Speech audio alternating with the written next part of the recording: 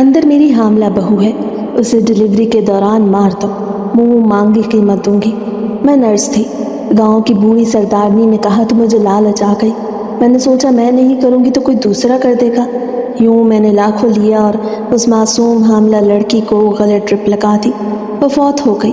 میں نے اس رقم سے اپنی جوان بیٹیوں کی شادی کی اور حج پہ چلی گئی، پر کعبہ کے قریب پہنچتے ہی میرے جسم سے بدبو اٹھنے لگی۔ لوگ مجھے باہر نکالنے لگے اور وہاں کے امام کے پاس لے گئے۔ مجھے دیکھتے اس امام نے روتے کہا، جلتے کوئلے لاؤ۔ میری جان تو تب نکلی جب مدینہ سے مکہ پہنچی تو دل میں سکون کی ایک عجیب سی لہر دوڑ گئی۔ زندگی میں پہلی بار حرم شریف کے سفید میناروں کو اپنی آنکھوں سے دیکھ رہی تھی۔ کعبہ جو برسوں سے صرف خوابوں میں دیکھا، دعاؤں میں مانگا تھا، ٹی وی پہ حج کی نشریات میں سجدوں میں ڈوبا دیکھا تھا، اب میرے بالکل سامنے تھا۔ میری آنکھوں سے آنسو رکنے کا نام ہی نہیں لے رہے تھے۔ میں اپنے گناہوں کا بوجھ دل میں لیے لرزتے قدموں سے آگے بڑھی، سفید چادر میں لپٹی بے رونق چہرے کے ساتھ، مگر دل میں خوشی کا ایک دیا روشن تھا کہ شاید اللہ پاک مجھے معاف کر دے، شاید میں بھی مقبول حاجن کہلاؤں، شاید میرے آنسو میرے گناہوں کو دھو دیں۔ میں دھڑکتے دل کے ساتھ مطاف میں داخل ہوئی۔ لوگوں کی بھیڑ، ورد کی آوازیں، لبیک اللہم لبیک کی گونج، کعبے کی رونق، وہ سب محسوس کر کے میرا دل دھڑک رہا تھا جیسے کوئی راز سینے سے باہر نکلنے کو بےتاب ہو۔ میں نے نیت باندھی اور ایک عزم کے ساتھ کعبے کے گرد پہلا چکر شروع کیا۔ حرم میں اس وقت ہجوم عروج پہ تھا۔ پہلا طواف مکمل بھی نہ ہوا تھا کہ اچانک میرے جسم سے ایک عجیب سی بدبو اٹھنے لگی۔ شروع میں مجھے لگا شاید وہم ہے، مگر جیسے جیسے میں آگے چلتی گئی بدبو بڑھتی گئی۔ میں شدید پریشان ہو گئی، ایک عجیب سا خوف مجھ پہ طاری ہو گیا۔ لوگ ایک ایک کر کے مجھ سے دور ہونے لگے، کچھ نے ناک پہ کپڑا رکھا، کچھ نے مجھے گھور کے دیکھا اور ایک عورت تو مجھے پیچھے ہٹتے ہوئے بولی، اللہ معاف کرے کس قدر غلیظ بو آ رہی ہے اس عورت کے جسم سے۔ یہ سن کر میرے قدم رک گئے، میں ایک سناٹے میں آ گئی۔ میں نے خود کو سونگنے کی کوشش کی مگر وہ بدبو باہر سے نہیں اندر سے اٹھ رہی تھی، جیسے میرے اندر کی سرانڈ اب جسم سے باہر آنے لگی ہو۔ ایک بزرگ عورت جو میرے ساتھ طواف کر رہی تھی اچانک پیچھے ہٹ گئی اور بولی، یہ بدبو تو کسی مردے کے جسم کی لگتی ہے، تم ٹھیک ہو بہن؟ تم بیمار ہو کیا؟ تمہیں کوئی زخم ہے؟ یہ سنتے ہی میں گھبرا گئی۔ نہیں میں بالکل ٹھیک ہوں، لیکن بدبو پھیل رہی تھی اور اب ناقابل برداشت ہو رہی تھی۔ لوگ جمع ہونے لگے اور سب مجھے گھورنے لگے۔ ان کی نظروں میں میرے لیے نفرت تھی، بیزاریت تھی، جیسے میں کوئی گندگی کا ڈھیر ہوں۔ میرے ارد گرد لوگوں کا ہجوم اکٹھا ہو گیا۔ کچھ عورتیں تو بچوں کو میرے پاس سے کھینچ کے لے گئیں۔ لوگ دور دور ہٹ گئے۔ تبھی شاید کسی نے میری شکایت کر دی۔ جو ایک محافظ میرے قریب آیا، اس نے عربی میں مجھ سے کہا، میں سمجھی نہیں۔ ساتھ ایک اردو بولنے والے خادم کو بلایا گیا تو اس نے نرمی سے مجھ سے پوچھا، باجی آپ کے جسم سے شدید بو آ رہی ہے، آپ بیمار تو نہیں؟ میں نے نفی میں سر ہلایا، لیکن میرے ماتھے پر پسینے کے قطرے تھے۔ خادم نے پھر کہا، ہم آپ کو باہر لے جا رہے ہیں، برا نہ منائیے، لیکن لوگوں کو پریشانی ہو رہی ہے۔ مجھے جیسے کسی نے زمین پہ گرا دیا ہو۔ یہ تو وہ جگہ جہاں میں بخشش کی آس لے کے آئی تھی، مگر یہاں تو لوگ مجھے اٹھا کے باہر لے جا رہے تھے۔ میری روح جیسے کھنچتی جا رہی تھی۔ مجھے مسجد حرام کے باہر ایک کونے میں بٹھا دیا گیا۔ میں زاروں قطار رو رہی تھی، اپنے آپ کو سونگھتی، کپڑوں کو چیک کرتی، مگر وہ بدبو کہیں باہر سے نہیں میرے اندر سے آ رہی تھی، اور میرے لیے یہ بات ایک بڑی اذیت سے کم نہیں تھی۔ دل نے چیخ کے کہا، یہ بدبو تیری روح کی ہے، تیرے گناہ سڑنے لگے ہیں اور ان کی سرانڈ اب سب کو محسوس ہو رہی ہے۔ میں پاگلوں کی طرح رو رہی تھی۔ کعبے میں ہو کر بھی میں اللہ کا قرب حاصل نہ کر پائی، اس سے بڑی بدنصیبی اور کیا ہوگی۔ کچھ دیر گزری جب ایک امام صاحب میرے قریب آئے۔ ان کے چہرے پر سختی بھی تھی اور افسوس بھی۔ وہ میری طرف دیکھ کے بولے، تم پر اللہ کا قہر کیوں نازل ہوا ہے بہن؟ تم نے ایسا کیا کیا کہ خود اللہ بیت اللہ میں تمہارا جسم برداشت نہیں کر رہا، تمہارا وجود گوارا نہیں؟ میں نے روتے ہوئے کہا، میں نے ایک معصوم کی جان پیسے کے لالچ میں لی۔ میں نرس تھی، میں نے ایک ماں کو مار دیا، ایک زندگی چھین لی، اور اب میں معافی لینے آئی تھی۔ امام صاحب کی آنکھوں میں آنسو آ گئے۔ وہ اٹھے، اندر گئے اور واپس آ کے عربی میں کچھ کہنے لگے۔ पास खड़े मुहावज़ों ने जलते हुए अंगारे एक प्लेट में रख के लाए। इमाम ने मेरी तरफ देखा और रोते हुए जो कुछ कहा वो सुनकर मेरे कदमों तले से ज़मीन निकल गई और मैं दुख में घिर कर उन जलते हुए अंगारों को देखती रह गई। मुझे आज भी अपना बचपन याद है, वो खस्ता हाल कच्चा सा घर जिसकी छत बारिश में टपकती थी और जहाँ दीवारों से मिट्टी झड़ती रहती थी। मैं उसी मिट्टी से लेपे गए घर में पली बड़ी थी। मैं एक गरीब घर की सबसे बड़ी बेटी थी। मेरा नाम ज़ैनब है और मेरी माँ की तरफ से दिया गया ज़िंदगी का पहला सबक कनात था, क्योंकि हमारे घर में कभी ख्वाहिशात की तकमील गुंजाइश नहीं थी। मेरे अब्बा मज़दूर थे, दिन भर ईंटें ढोते, पसीना बहाते और शाम को चंद रुपए ला के मेरी माँ से कहते, आज काम कम मिला, बच्चों को समझा देना, शायद कल दाल भी नहीं होगी। वो अफसुर्दगी से कहते तो माँ खामोश नज़रों से आसमान की तरफ देखती रह जाती। मेरे 5 बहन भाई थे, सब मुझसे छोटे थे। मेरी अम्मी अक्सर बीमार रहती और जब वो चारपाई पे पड़ जाती तो मैं ही छोटे बहन भाइयों को संभालती, घर का काम काज करती, पानी भरती और रात को मध्यम सी रोशनी में अपनी फटी पुरानी किताबें खोल के पढ़ती। मुझे पढ़ने का शौक़ नहीं, जुनून था। मेरी माँ एक दिन एक उम्मीद से बोली, ज़ैनब अगर तू पढ़ जाएगी तो हम सबका मुकद्दर बदल जाएगा। ये जुमला मेरे दिल पे लग गया। मैंने जैसे खुद से वादा कर लिया कि कुछ भी हो जाए मैं पढ़ूंगी, मैं किसी मकाम पर पहुंचूंगी और कुछ बन के माँ को दिखाऊंगी। मैंने रातों को जाग कर पड़ोस में मौजूद सहेली से पुराने नोट्स मांग कर और खूब मेहनत करके अपनी तालीम मुकम्मल की। मैट्रिक में अच्छे नंबर आए, कॉलेज में दाखिला मिला, लेकिन सबसे बड़ी खुशी तब मिली जब मुझे गवर्नमेंट नर्सिंग स्कूल में स्कॉलरशिप मिली। ये मेरी ज़िंदगी का सबसे बड़ा दिन था। ये वो दिन था जब मैंने पहली बार एक उम्मीद से सोचा, शायद अब ज़िंदगी बदलने वाली है। नर्सिंग के दिन सख्त थे, पढ़ना भी बहुत पड़ता। हॉस्टल की ज़िंदगी, सीनियर्स की डांट, हॉस्पिटल की सरांड, मरीज़ों की चीखें, सब कुछ सहना पड़ता, लेकिन मैंने हार नहीं मानी। जब मैंने अपनी सफ़ेद यूनिफॉर्म पहनकर पहली बार हॉस्पिटल के वार्ड में गई तो तब मुझे लगा जैसे मैं कोई फ़रिश्ता हूँ, जैसे मेरे हाथों में शिफा है, जैसे मैं वाकई किसी का भला कर सकती हूँ। मुझे लगा कि मैंने अपने ख्वाबों को हासिल करने के लिए कदम बढ़ा दिया है। मैंने कई मरीज़ों की जान बचाई, कई ज़ख्मों पे मरहम रखा, कई औरतों के माँ बनने में मदद की और हर बार मुझे एक सुकून और इत्मीनान मिलता। मैं मुतमईन हो जाती और अल्लाह का शुक्र अदा करती। लेकिन फिर एक दिन मेरी ज़िंदगी ने वो मोड़ लिया जहाँ से वापसी मुमकिन नहीं थी और मैंने कभी इस बारे में सोचा भी नहीं था। नर्सिंग स्कूल से फारिग तहसील होने के बाद मेरी किस्मत ने जैसे पहली बार मेरी पेशानी पे खुशी लिख दी हो। मेरी तालीमी कारकर्दगी शानदार थी और इसी बुनियाद पर मेरी पोस्टिंग सरकारी हॉस्पिटल में हो गई। जब मुझे तकर्री का लेटर मिला तो मेरी आंखों से आंसू छलक पड़े। मैंने वो कागज़ माँ के हाथ में दिया और उनके कदम चूम लिए। वो खामोश थी लेकिन आंखों में फ़ख्र की चमक साफ नज़र आ रही थी। हॉस्पिटल की नौकरी मुश्किल थी, कई घंटे खड़े रहना, कभी कभी मुसलसल रात की शिफ्ट, बदतमीज़ मरीज़, चालाक सीनियर नर्सें और सख्त मिजाज डॉक्टर्स। सरकारी हॉस्पिटल का अलग ही माहौल था, लेकिन मैंने कभी शिकायत नहीं की। मैंने हर मरीज़ के साथ वैसा ही सलूक किया जैसे वो मेरे अपने घर का कोई फ़र्द हो। मैंने मरीज़ों की तीमारदारी में मोहब्बत घोल दी। कभी किसी बुज़ुर्ग के हाथ दुबाए, कभी किसी माँ के माथे पे थपकी दी, कभी किसी माँ के साथ उसके नौमौलूद बच्चे को गोद में लेके बैठ गई। वक्त गुजरता गया और मेरी मेहनत का सिला मिलने लगा। डॉक्टरों ने मेरा नाम इज्जत से लेना शुरू किया, अमले में मेरा मकाम बन गया। लोग कहते ज़ैनब नर्स है ना, वो होगी तो मरीज़ की आधी बीमारी ख़त्म हो जाती है।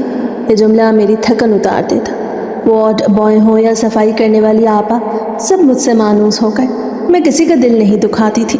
गरीब मरीज़ों की दवा भी कभी कभार अपनी तनख्वाह से ले आती। मेरा यकीन था कि अल्लाह सब देख रहा है। फिर ज़िंदगी ने एक नया दरवाज़ा खोला। एक दिन मेरी साथी नर्स ने बताया कि उसकी खाला का बेटा रिश्ता देख रहा है और वो मेरे बारे में बात करना चाहती है। मेरे लिए यह गैर मुतवक्के था, मैंने कभी अपने लिए सोचा ही नहीं था। लेकिन जब वो लोग घर आए, मेरी सादगी, तालीम और नौकरी सब कुछ देख के खुश हुए। लड़का इमरान एक प्राइवेट कंपनी में क्लर्क था। मुझे ज़्यादा सादा सा, थोड़ा खामोश लेकिन बाअदब था। मुझे ज़्यादा बातचीत का मौका तो ना मिला, लेकिन उसकी आंखों में झिझक और लिहाज नज़र आया। मेरे माँ बाप ने मेरी रजामंदी के बारे में पूछा, बेटी क्या तू राज़ी है? मैंने माँ की तरफ देखा, फिर अपने छोटे बहन भाइयों की तरफ जिनकी ज़िंदगी शायद मेरे फ़ैसले से आसान हो सकती थी। میں نے آہستہ سے سر ہلا دیا اور خاموشی سے اپنی رضامندی دے دی۔ شادی سادگی سے ہوئی، جہیز میں کچھ کپڑے، کچھ برتن اور ماں باپ کی ڈھیروں دعائیں تھیں۔ جب میں اپنے سسرال آئی تو میرے دل میں خوشیوں کے ننھے ننھے چراغ جلنے لگے۔ مجھے لگا میرا صبر، میری محنت، میرے آنسو سب رنگ لا چکے ہیں۔ زندگی کے ایک نئے دور کی شروعات ہو چکی تھی۔ میں نے سسرال کو اپنا گھر مانا، شوہر کا دل جیتنے کی کوشش کی اور نوکری جاری رکھی۔ میں صبح ہاسپٹل جاتی، شام کو گھر سنبھالتی اور اپنے شوہر کو بھی خوش رکھتی۔ زندگی تھکی تھکی سی ضرور تھی مگر بظاہر پرسکون تھی۔ لیکن سکون کب مستقل ہوتا ہے؟ میں یہ جانتی نہیں تھی کہ میرے اس مقدر کی پیشانی پہ ابھی گناہ کی ایسی سیاہی لگنی تھی جو کبھی مٹائی نہیں جا سکتی تھی۔ شادی کے بعد کچھ مہینے ایسے گزرے جیسے کسی نے میری زندگی پر پھول بکھیر دیے ہوں۔ میں ہاسپٹل کی نوکری کے ساتھ ساتھ گھر بھی سنبھال رہی تھی، اور عمران میرا شوہر اگرچہ کماتا کم تھا لیکن نرم دل اور خاموش طبیعت کا انسان تھا۔ میرا خیال کرتا اور مجھ سے محبت کرتا۔ شروع میں وہ دفتر سے واپس آ کے میرے کاموں میں ہاتھ بٹاتا، میرے تھکے چہرے کو دیکھ کے خاموشی سے میرے کئی کام کر دیتا، میری سادگی اور خدمت گزاری پہ کبھی کبھی میرا شکریہ بھی ادا کرتا۔ مجھے لگتا کہ شکر کرنے والا شوہر دنیا کی سب سے بڑی نعمت ہے۔ لیکن پھر اچانک سب بدل گیا۔ ایک دن عمران پریشان چہرے کے ساتھ گھر آیا۔ اس کے ہاتھ میں تنخواہ کا لفافہ نہیں تھا۔ میں نے کچھ پوچھا تو بس اتنا کہا، کمپنی بند ہو گئی، سب ورکرز کو فارغ کر دیا گیا۔ میں نے حوصلہ دیا، اسے دلاسا دیا اور ہمت رکھنے کا کہا۔ میں نے سوچا وقتی آزمائش ہے، گزر جائے گی۔ لیکن مہینے پہ مہینے گزرنے لگے اور عمران گھر بیٹھ گیا۔ شروع میں وہ کام کی تلاش میں نکلا بھی، لیکن کچھ دن بعد جیسے دل چھوڑ بیٹھا۔ میں صبح ہاسپٹل جاتی، شام کو گھر آتی اور عمران کو چارپائی پہ لیٹا اخبار یا موبائل دیکھتے پاتی تو کڑ جاتی۔ کئی بار دل کیا اسے جھنجھوڑوں، لیکن خود کو روک لیتی اور خود سے کہتی شاید اسے وقت لگ رہا ہے، شاید مرد کی بے روزگاری اسے اندر سے توڑتی ہے، وہ دل برداشتہ ہے، جلد کام ڈھونڈ لے گا۔ اسی دوران میری پہلی بیٹی پیدا ہوئی۔ جب نرس نے میرے ہاتھ میں ننھی سی کلی رکھ کے کہا مبارک ہو، بیٹی ہوئی ہے، تو میرے دل میں ایک سرساری کی لہر سی اٹھی، جیسے زندگی نے مجھے نئی امید دی ہو۔ میں نے اس کا نام آمنہ رکھا۔ آمنہ میرے لیے صرف بیٹی نہیں، میری کمزوری اور طاقت دونوں تھی۔ میں نے اس کے ننھے ہاتھوں کو چوم کر خود سے وعدہ کیا تجھے اس غربت کا ذائقہ کبھی نہیں چکھنے دوں گی میری بچی۔ لیکن حالات میرے خوابوں کے برعکس نکلے۔ شوہر نے کام ڈھونڈنا چھوڑ دیا، اس کی بے حسی بڑھتی گئی۔ کئی بار میں نے رو کے کہا عمران بیٹیوں کے باپ ہو تم، کچھ تو کرو، تو وہ خاموش رہتا، کبھی جھگڑا کرتا یا کبھی کبھار غصے میں دروازہ زور سے بند کر کے چلا جاتا۔ وقت کے ساتھ ساتھ دوسری بیٹی پہ پیدا ہوئی رابعہ، اور میرے کندھوں پہ بوجھ مزید بڑھ گیا۔ اب میں صرف نرس نہیں بلکہ 2 بیٹیوں کی ماں اور پورے گھر کی واحد کفیل بھی بن چکی تھی۔ تنخواہ محدود تھی اور اخراجات لامحدود تھے۔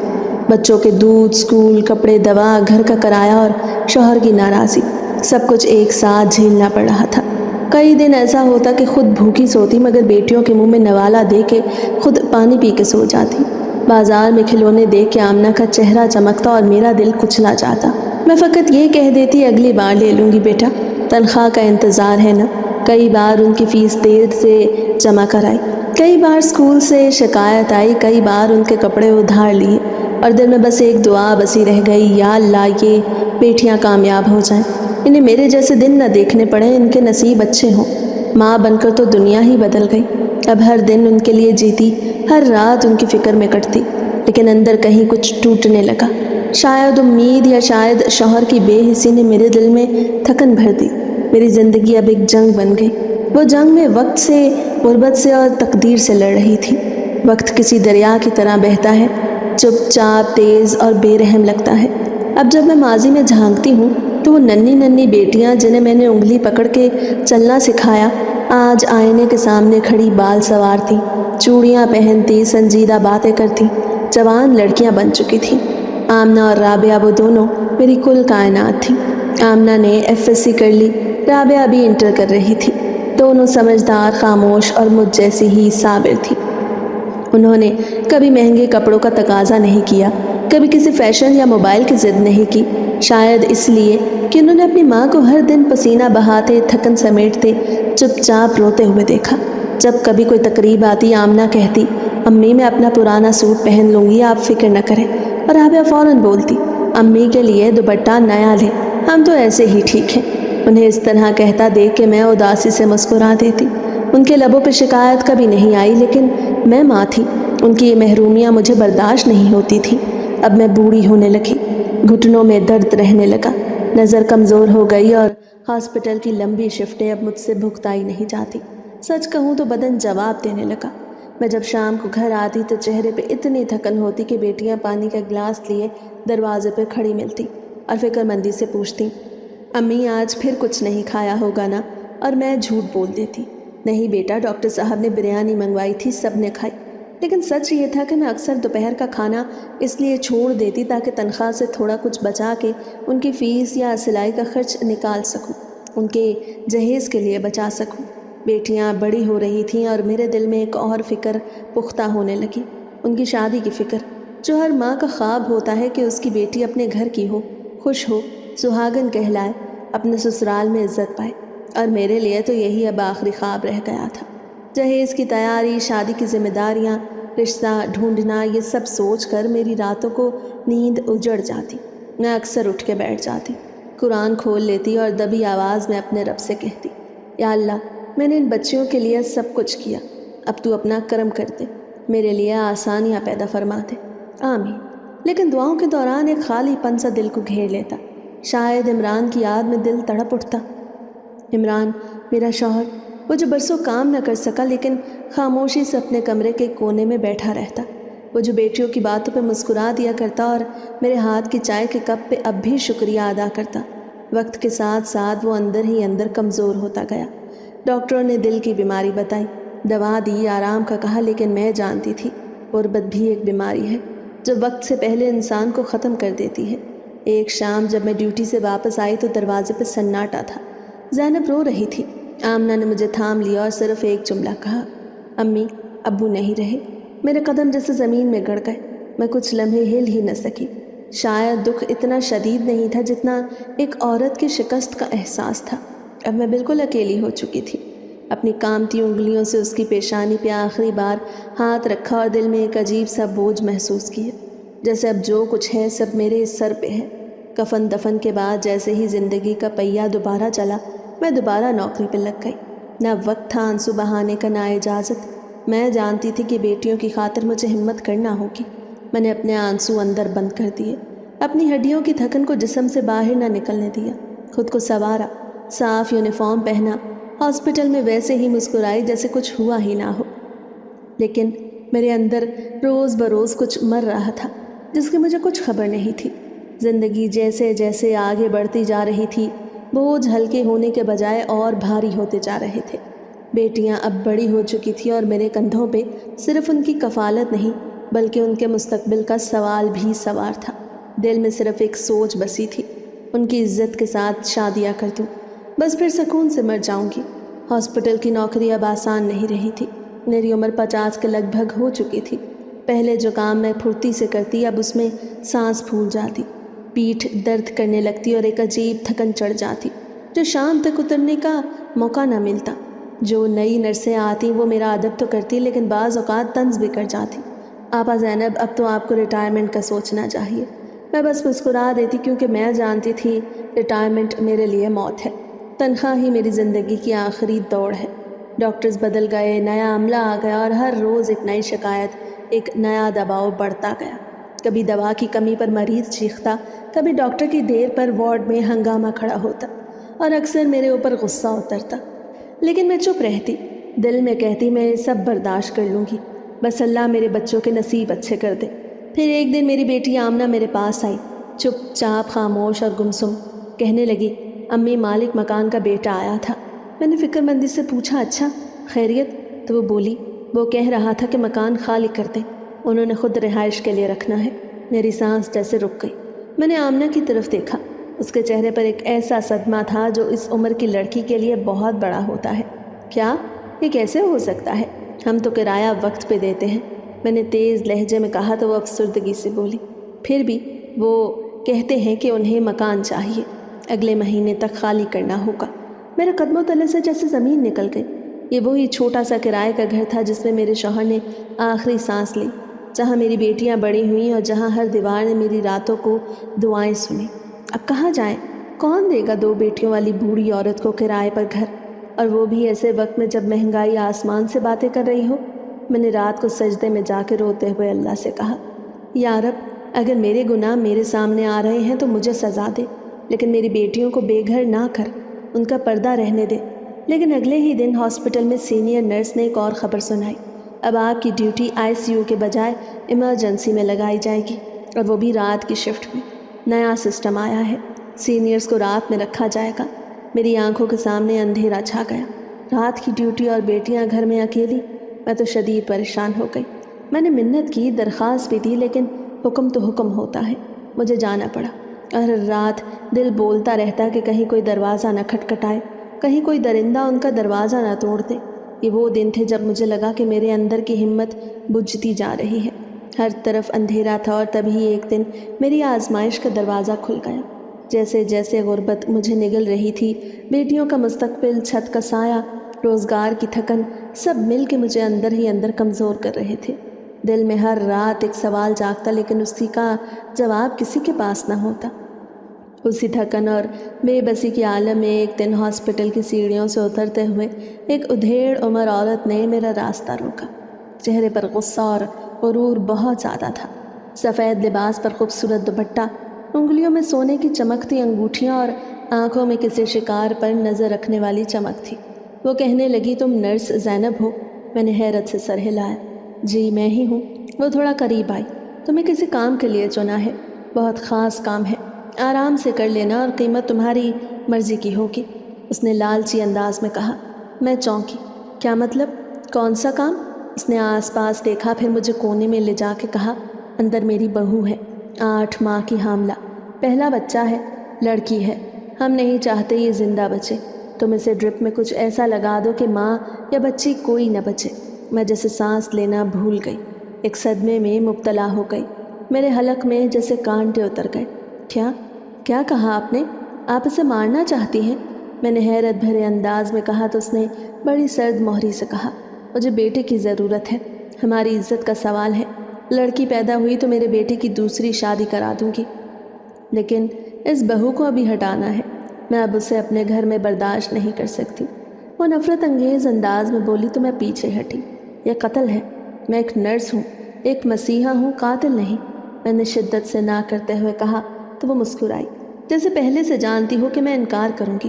تمہارے ہاسپٹل کے کینٹین والے سے سب پتہ کروایا، تم بیوہ ہو، 2 بیٹیاں ہیں، کرایہ دار نکال رہے ہیں، اگر تم نہیں کرو گی تو کوئی اور کرے گا، لیکن تم کرو گی تو تمہیں 10 لاکھ روپے دوں گی نقد، اور سوچو اتنے سے چھوٹے سے کام کے تمہیں 10 لاکھ مل رہے ہیں جو تم ساری زندگی بھی نہیں کما سکو گی۔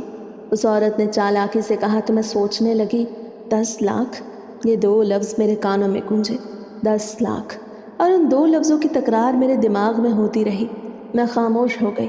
میری آنکھوں کے سامنے آمنہ کا چہرہ گھوما، اس کی خالی آنکھیں، رابعہ کا پرانا یونیفارم اور خالی الماری جس میں چند پرانے جوڑوں کے سوا کچھ بھی نہیں تھا۔ میں نے کانپتی آواز میں کہا، مجھے سوچنے دیں، تمہارے پاس زیادہ وقت نہیں، بہو ابھی اندر ہے اور تمہیں فیصلہ ابھی کرنا ہے۔ وہ عورت تو چلی گئی اور میں اس وارڈ کے باہر بیٹھ گئی جہاں اس معصوم حاملہ لڑکی کا بیڈ تھا۔ میرا اندر چیخ رہا تھا، ایک کشمکش سی چل رہی تھی، نہیں زینب، تو فرشتہ بنی تھی، قاتل نہیں، لیکن پیٹ کی بھوک، بیٹیوں کے جہیز کا سامان، گھر سے نکالے جانے کا ڈر، سب مل کر میرے ضمیر کے گلے پہ ہاتھ رکھے ہوئے تھے اور اس کا گلا گھونٹنے کو بے تاب تھے۔ میں نے اگلی رات سجدے میں گڑ گڑا کے دعا مانگی، یا اللہ مجھے کسی اور راستے سے رزق دے دے، مجھے اس آزمائش سے نکال دے، میں یہ ظلم نہیں کر سکتی، میں کسی کی زندگی نہیں لے سکتی۔ لیکن اگلے دن جب وہ سردارنی دوبارہ آئی اور میرے ہاتھ میں 10 لاکھ روپے کا بھرا ہوا لفافہ رکھا تو میرے ایمان نے آخری بار سسکی بھری اور خاموش ہو گیا۔ میں نے خاموشی سے وہ لفافہ رکھ لیا اور میں نے اس لڑکی کو وہ زہر آلود ڈرپ لگا دی۔ جب معصوم لڑکی کی دل دوز چیخ سنی تو وارڈ سے نکل کر ہاسپٹل کے واش روم میں جا کے قے کر دی، اور اب پچھتاوا سر اٹھا چکا تھا۔ میں اب نرس نہیں تھی، قاتلہ بن چکی تھی۔ اس دن جب میں گھر پہنچی تو میرے ہاتھ کانپ رہے تھے۔ 10 لاکھ روپے کا بھرا ہوا لفافہ میرے پرس میں تھا، مگر ایسا لگ رہا تھا جیسے وہ رقم نہیں، کوئلے ہیں، انگارے ہیں جو میرا دل، میرے ایمان اور میری روح کو جلا رہے تھے۔ کمرے میں داخل ہوتے ہی آمنہ نے میرے چہرے پہ نظر ڈالی اور پریشان ہو گئی۔ امی، سب خیریت ہے؟ آپ بہت زرد لگ رہی ہیں، طبیعت تو ٹھیک ہے؟ میں نے چہرے پر ہلکی سی مسکراہٹ سجائی۔ بس تھکاوٹ ہے بیٹا، ڈیوٹی بہت بھاری تھی آج۔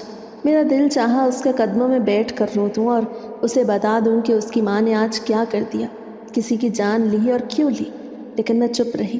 اگلے دن اخبار کے کونے میں خبر چھپی، گاؤں کی مشہور سردار فیملی کی بہو زچگی کے دوران انتقال کر گئی۔ بچی زندہ نہ بچ سکی۔ ڈاکٹرز کا کہنا ہے کہ معاملہ پیچیدہ تھا۔ میری آنکھیں خبر پہ جم گئیں۔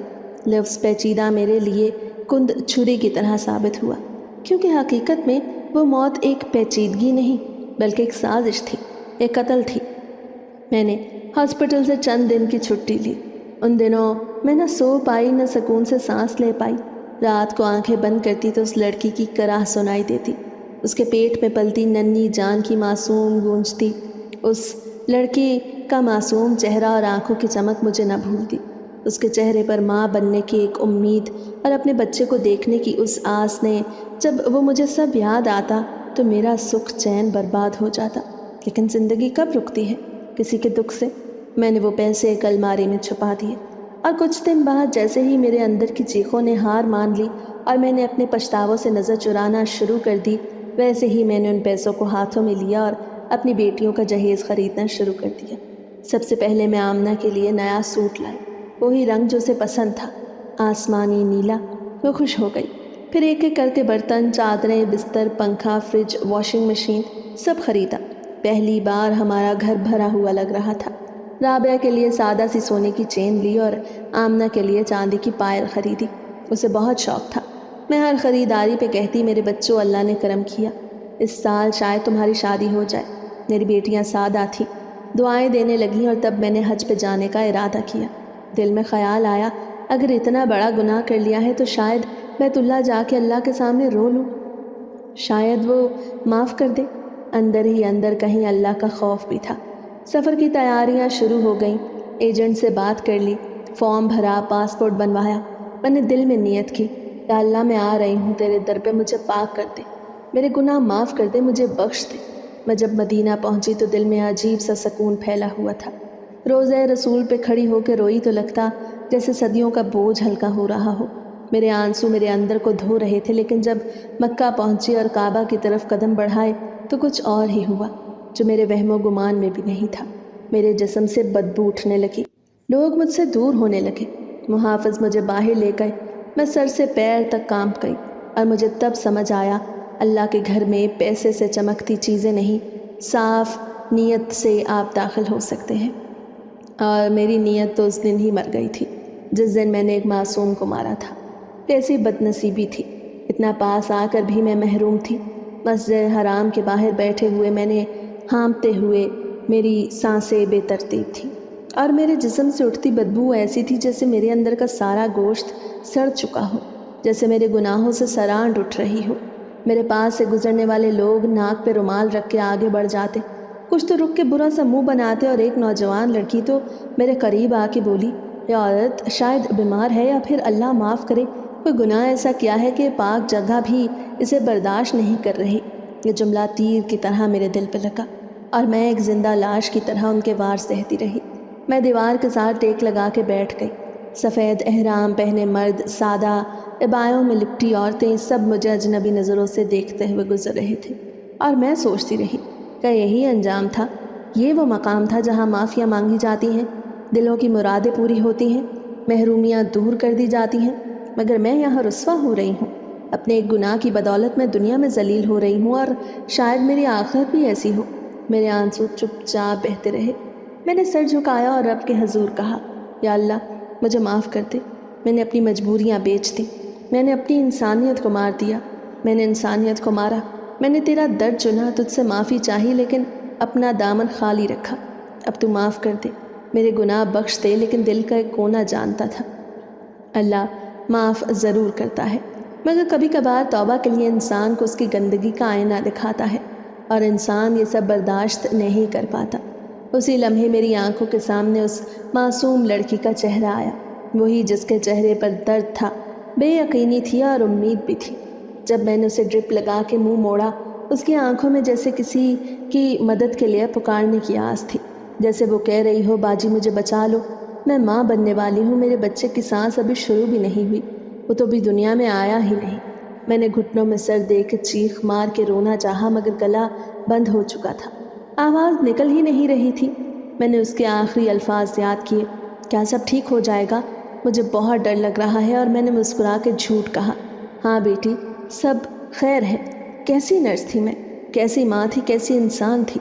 میرے دل سے صدا نکلی، اے میری بیٹی میں نے تجھے ماں بننے نہیں دیا، تجھے بیٹی پیدا کرنے کی سزا دی کیونکہ مجھے پیسے کی چمک نے اندھا کر دیا۔ میں نے وہاں بیٹھے بیٹھے رب سے گڑ گڑا کے معافی مانگی، پھر خود ہی چیخ پڑی، یا اللہ لوگ مجھے دھتکارے میں برداشت کر لوں گی، میرے جسم سے بدبو آئے سہ لوں گی، بس میری بیٹیوں کو اس گناہ کا سایہ نہ لگے، انہیں میرے کیے کی سزا نہ ملے۔ مجھے اس حالت میں بھی اپنی بیٹیوں کی فکر تھی۔ اس وقت ایک عورت میرے قریب سے گزری اور میری طرف دیکھ کے کہا، یہی ہے وہ عورت جس کی بدبو سے مطاف کا حلقہ بند کرنا پڑا۔ پھر کیا تھا، جیسے سب کی توجہ میری طرف ہو گئی۔ لوگ رکنے لگے، کچھ دور کھڑے ہو کے انگلیاں اٹھانے لگے، کچھ عربی میں بولے جو میں نہ سمجھ سکی، لیکن ان کے چہروں سے سمجھ آ گیا کہ میں اب قابل نفرت بن چکی ہوں۔ محافظ دوبارہ آئے، مجھے امام کے سامنے لے گئے۔ امام نے میری آنکھوں میں جھانکا جیسے میری روح پڑھ لی ہو، اور صرف اتنا کہا، تیرا جسم تو یہاں ہے مگر تیرا دل اب بھی لالچ میں ہے، رو، اتنا رو کہ تیرے گناہ تیری آنکھوں سے بہہ نکلیں۔ اور تب میں زمین میں سجدے میں گر گئی اور پہلی بار اپنے گناہ کا سچ اپنے آپ سے اور اپنے رب سے اقرار کیا۔ جب میں مکہ میں سجدے میں گری تو نہ کوئی نماز پڑھ رہی تھی، نہ کوئی دعا مانگ رہی تھی، وہ بس ایک چیخ تھی، ایک بھری ہوئی گٹھری جو برسوں میرے اندر دبی تھی، وہ پھٹ گئی۔ آنسوں کی جھڑی میں اپنے رب سے، اپنے آپ سے اور اس معصوم لڑکی کی روح سے معافی مانگ رہی تھی۔ میں نہیں جانتی کہ میرے آنسوں نے رب کو پگھلایا یا نہیں، لیکن میرا دل جیسے جل کے راکھ ہو گیا۔ دل کا بوجھ ہلکا ضرور ہوا مگر ضمیر پر ایک مہر لگ گئی، گناہ کی مہر۔ حج کے باقی دن میں نے خاموشی میں گزارے، طواف کیا لیکن دل خالی رہا، لبوں پر لبیک تھا مگر روح میں صدائیں تھیں، دل میں پچھتاوے تھے، اور اس لڑکی کا پرشکوہ چہرہ نگاہوں کے سامنے تھا۔ میرا کیا قصور تھا؟ اس لڑکی کی آنکھوں کا یہ سوال مجھے چین نہیں لینے دے رہا تھا۔ میں واپس وطن لوٹی تو بیٹیوں نے خوشی اور جوش سے استقبال کیا۔ آمنہ نے کہا، امی آپ بدل گئی ہیں، چہرے پر عجیب سی سنجیدگی ہے۔ رابعہ نے ماتھا چوم کے کہا، امی لگتا ہے اللہ کے گھر نے آپ کو چھو لیا۔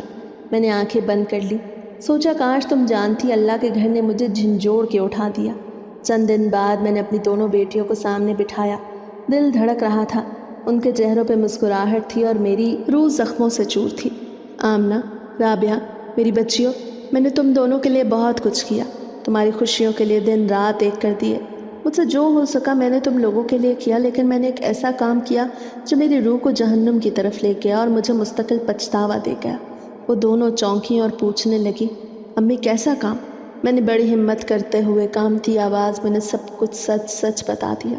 سردارنی کا آنا، مجھے پیسوں کا لالچ دینا، میرا وہ پیسے لینا، معصوم لڑکی کا قتل، حج پر میرے جسم سے اٹھتی بدبو اور لوگوں کی نفرت، سب کچھ میں انہیں بتاتی چلی گئی۔ نہ کسی بات میں کمی کی، نہ کوئی بہانہ بنایا، نہ ہی اپنی بیجا مجبوریاں سنائیں۔ آمنہ رو پڑی، امی آپ نے یہ سب ہمارے لیے کیا۔ رابعہ چیخ پڑی، امی ہم تو بھوکی رہ لیتی پر آپ ایسا نہ کرتی۔ میرا دل ٹوٹ گیا، میرا سانس رکنے لگا جیسے میرے اپنے ہی ہاتھ میرے گردن دبا رہے ہوں۔ میں نے ان کے قدموں میں بیٹھ کے ہاتھ جوڑ دیے، میں قصوروار ہوں، میرے ہاتھوں میں ایک معصوم کا خون ہے، مجھے معاف کر دو، میں نے غلط کیا۔ ہم تینوں رونے لگیں، میری بیٹیوں نے مجھے گلے لگا لیا، لیکن ان کی آنکھوں میں وہ روشنی نہیں تھی جو پہلے تھی، اور وہی لمحہ تھا جب میں نے فیصلہ کیا، اب میں اپنی سزا سے نہیں بھاگوں گی۔ میں نے اگلے دن خود ہاسپٹل کی پرانی فائل نکلوائی، اس کیس کا نمبر لکھوایا اور سیدھا تھانے جا پہنچی۔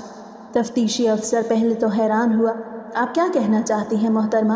میں نے جواب دیا، میں قاتلہ ہوں، میں نے ایک معصوم حاملہ عورت کو مارا ہے پیسے لے کر، بلکہ میں نے دوہرا قتل کیا، نہ صرف اس معصوم لڑکے کا بلکہ اس کے بچے کا بھی۔ میرے اعتراف جرم سے خاموشی چھا گئی، میرا بیان ریکارڈ ہوا، کاغذوں پر دستخط لیے گئے، رپورٹ درج ہوئی، کیس دوبارہ کھلا، سردارنی کے نام پہ بھی پرچہ ہوا، میڈیا نے اس کیس کو بہت اچھالا، خبر چلی ایک نرس نے برسوں بعد خود اپنے جرم کا اعتراف کر لیا، عدالت میں پیشی ہوئی، میرے بال اب سفید ہو چکے تھے، میری بیٹیاں غم زدہ تھیں۔ جج نے پوچھا، تمہیں معلوم ہے اس جرم کی سزا کیا ہے؟ میں نے نظریں جھکاتے کہا، جی ہاں، اور میں اسے قبول کرتی ہوں۔ میں نے خدا کے گھر میں دھتکارے جانے کے بعد جانا کہ یہ زندگی فقط چند سانسوں کی امانت ہے، اور یہ امانت گناہ میں گندی ہو جائے تو اسے پاک کرنے کے لیے سزا بھی عبادت بن جاتی ہے، اور مجھے ہر سزا منظور ہے۔ عدالت نے فیصلہ منظور کر لیا۔ میں آج جیل میں ہوں، سفید لباس میں، ہر لمحہ توبہ کرتے ہوئے قرآن کی تلاوت کرتی ہوں۔ شاید رب میرے آنسوؤں کو بخش دے، شاید وہ ماں جسے میں ماں بننے نہ دے سکی وہ مجھے آخرت میں معاف کر دے اور میرا گریبان نہ پکڑے۔ بیٹیاں مجھے اب کبھی کبھار ملنے آتی ہیں، خاموش نم آنکھوں سے بس میرے ہاتھ تھام کے بیٹھ جاتی ہیں۔ ان کے چہرے پہ کرب اور دکھ دکھائی دیتا ہے، لیکن میں اب مطمئن ہوں۔ میں ان کی پیشانی چوم کے کہتی ہوں، بیٹیوں کبھی کسی کے حق پہ ڈاکہ نہ ڈالنا۔ کسی معصوم کی بد دعا قبر تک پہنچتی ہے اور وہاں کوئی ماں، کوئی حج، کوئی روپیہ بچا نہیں سکتا۔ اگر اپنے ضمیر کا سودا کر لو تو رب کا در بھی اس پہ بند ہو جائے، اور جب رب کا در بند ہو جائے تو ساری دنیا کی دولت اور ساری عبادتیں صرف دھوکہ رہ جاتی ہیں۔ میری بات سن کے ان کے چہرے پہ اطمینان پھیل جاتا۔ میری سزا جاری تھی اور اسی دوران میری ایک ساتھی نرس کے تبسط سے میری دونوں بیٹیوں کے رشتے طے ہو گئے۔ مجھے بہت سکون ہو گیا اور میں نے ان دونوں کے نکاح کی اجازت دے دی۔ عدالت میں درخواست دائر کر کے مجھے کچھ دیر کے لیے ان دونوں کی شادی میں جانے کی اجازت مل گئی، اور میں نے جب ان دونوں کو دلہن بنے دیکھا تو میری آنکھوں سے شکر کے آنسو بہنے لگے، کیونکہ میں جان گئی تھی کہ اگر اللہ نے مجھے خوشی کا یہ لمحہ نصیب کیا ہے تو اس کا مطلب ہے کہ اس نے میری توبہ قبول کر لی ہے، اور یقیناً وہ جلد مجھے معاف کر دے گا۔